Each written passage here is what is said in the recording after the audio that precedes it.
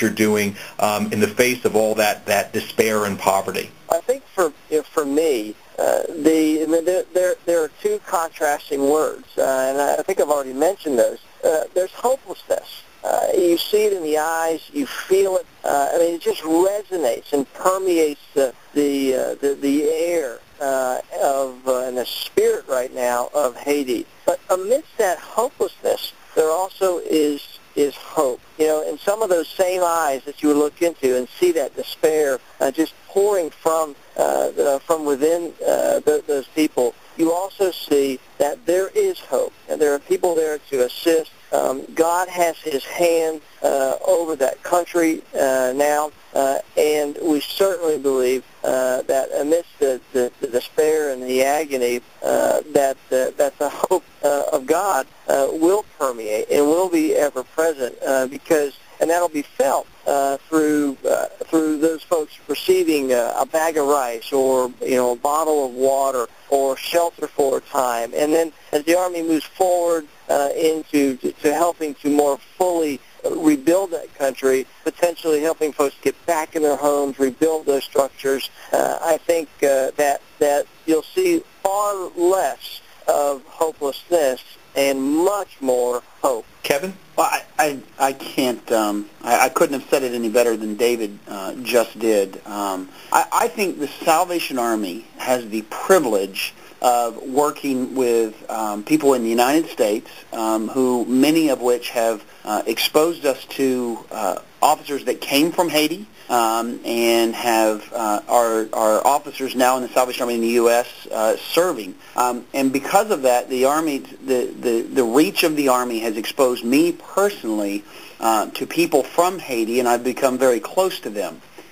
As such, for me, this disaster hit me something like no other disaster has before, and I include 9/11 in that, because I actually had not personalized this disaster before I got there. I saw myself as coming in to help people that I did not know.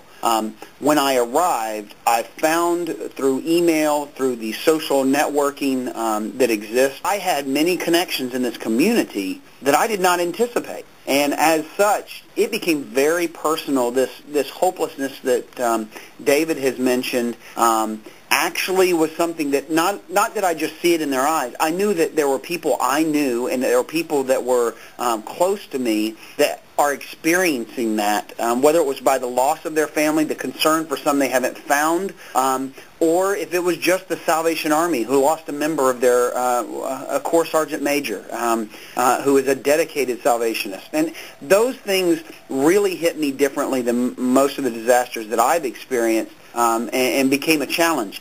But it's amazing that in all that, and the despair even that I felt as I was experiencing being there, was the hope in the children's face. Here they are, no water, none of them had shoes on, and yet they're sitting on a seesaw at the Salvation Army compound, this park where they have the school, and these bright smiles that the biggest thing they wanted was for you to take a picture of them, and everything was okay. And without that, it would be very hard for Haiti to recover from this tragic event. Gentlemen, we thank you very much for your service. We know it was a tough assignment, and we're glad you are both home safely. Thank you. It was an honor to serve. It's not too late to continue donating to the Salvation Army. You can dial 1-800-SAL-ARMY, donate on this website, or text Haiti to 52000 and donate $10 through that text. Thanks for listening today.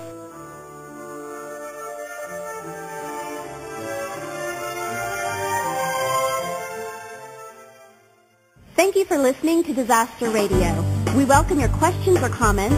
Send us an email at disasterradio@uss.salvationarmy.org. And remember, it's easy to support the Salvation Army. To donate time, money, or materials, go to www.salvationarmyusa.org or simply call 1-800-SAL-ARMY.